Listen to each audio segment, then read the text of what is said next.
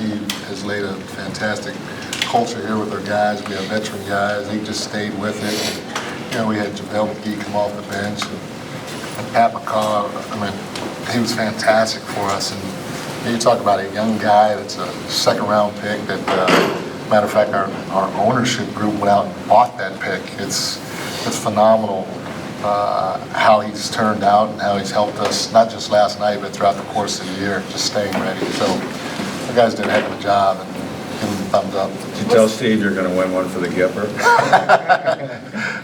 No, Steph did, though.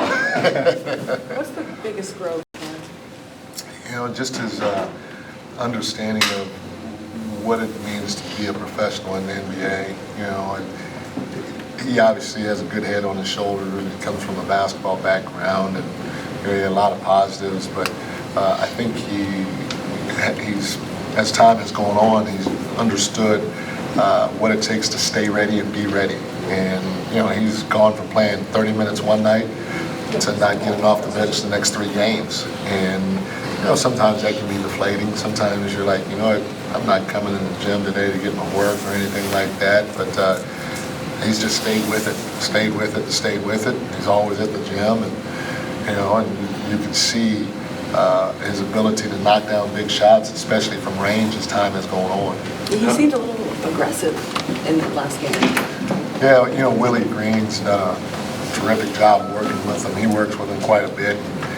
One of the things that Willie keeps telling him to be is aggressive, because, when you're on the floor, especially with Clay and Steph, Draymond, even KD, you kind of tend to be the one that people help off of or whatever. And the more aggressive he is, the better it is for him and for us, because he can make plays. How unique is it to see a rookie still making growth this late in the season?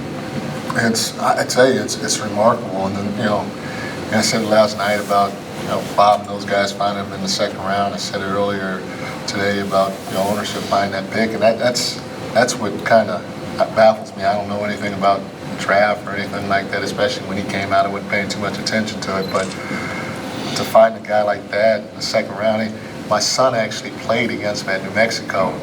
And, so I watched him closely, and I didn't see what I'm seeing now. And I guess, in the summertime, during Summer League, I saw a lot of growth from the first game to the last game. But to think that he's contributing the way he is right now is phenomenal. It blows my mind. Do you know your status for Game 4?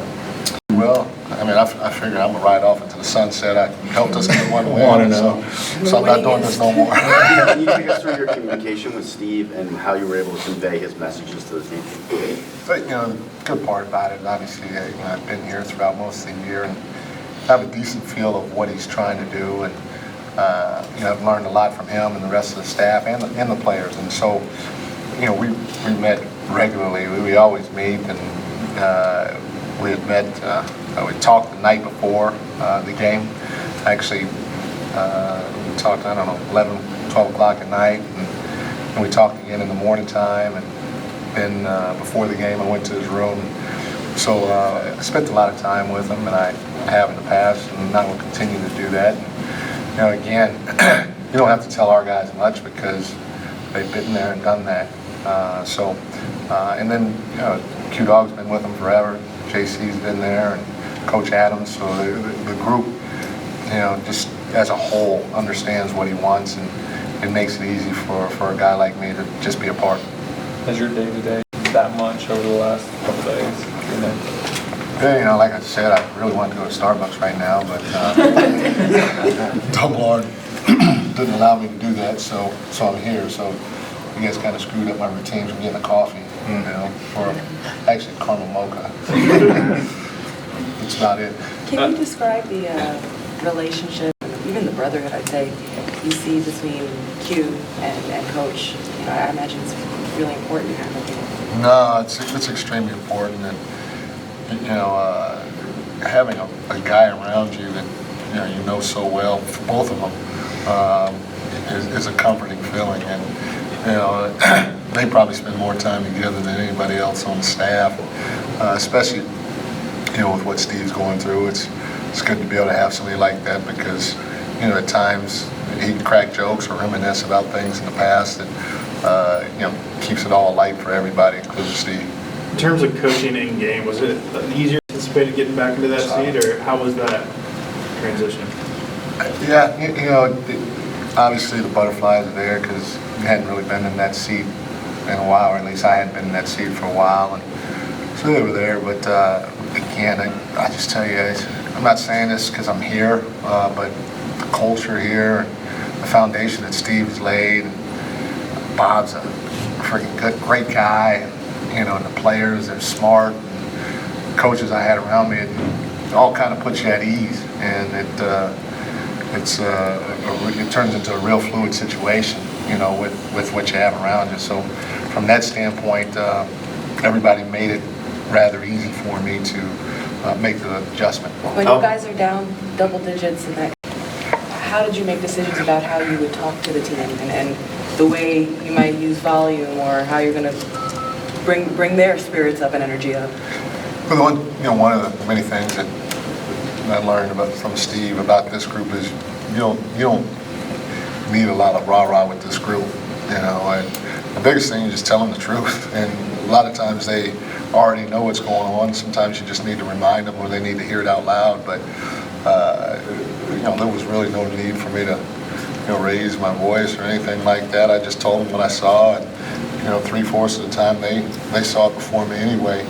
And we just kind of stayed with it, with the group that we have and the scoring punch that we had. We knew that we weren't defending as well as we were capable of, and if we could string a couple of stops together, maybe Clay or Steph get hot, we get out in transition, get some easy buckets, and next thing you know, it's a ball game again. So just kind of stayed the course last night, and it worked out. Coach, with JaVale, have y'all found that he's most effective in that minute range that you play him?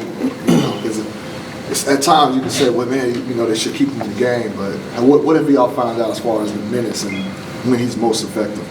But, for a guy that's 7 feet as long as he is and athletic as he is, and, if you watch him, he's pretty active on the floor. I mean, we have him, most 7-footers when it comes to pick and roll action, we're telling them, hey, just kind of be close to the screen if you can, but it's okay if you're down the floor because you can affect the game from being in that spot. But we're telling them pick and roll situations, especially against Portland's great guards, be up the floor, be up the floor, be up the floor. So he's up the floor, and then he's chasing the ball to the rim and blocking it, and then trying to get a rebound. And, sometimes he's closing out and contesting a shot. And then we're having him setting the screen. Hey, every time you set a screen, you roll. And if you don't get it, you come back out and set another screen, then roll again. And so he expends a lot of energy with how hard he plays. And we feel that he's a 5 to 6 minute type guy. You sit him down, you get him some rest, and then you can possibly throw him back out there again. And so that's what we tried to do yesterday. When you were going through part of your appeal to them was, hey, I've been a head coach before, something happens to Steve with his health kind of a question, you can step in and do what you're doing right now? Not necessarily thinking about Steve's health, but obviously being a coach that has been in this seat before, and coached in the playoffs and so on and so forth, I felt that I could help them a little bit in that category, and I think they felt the same way. Obviously, Ron's a long time NBA assistant, but I don't think he wants to sit in this seat. That'd be a question that you'd have to ask him. And then, JC is going to be a great head coach someday, but he's relatively young in terms of the coaching ranks. So I think that was something that they talked to me about. And, they liked that I had been a former head coach before, and I felt that was a strength of mine. How hard is it to deal with having this issue again for Steve and just the sympathetic factor that's involved? Obviously we have some good guys that care a lot about not just Steve, but everybody else and each other especially. And I think if it was a younger group and the communication wasn't as open as it is right now, maybe there'd be some concern. Everybody obviously is concerned for Steve as an individual or as a person, but the way that Steve and Bob have communicated to the group, I think it's kind of put everybody's mind at ease, at least for the time being. Mikey Nurkic is not supposed to play on game 4 in terms of preparation.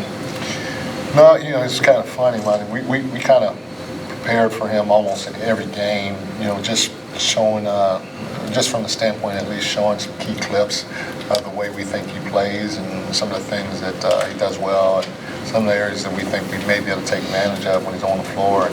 And you know, that won't change. We'll probably show a couple of clips, and knowing that there's a chance he may play unless we hear that he's officially out, you know, then we'll go that direction. But we know what we want to do, and our guys understand what the game plan is, and when they execute it, which they've done quite a bit, you know, we've got good results, so we won't change much. Thank you. Cool. Still gonna share Starbucks. That's where I make the mark. Can I go? I make the order now.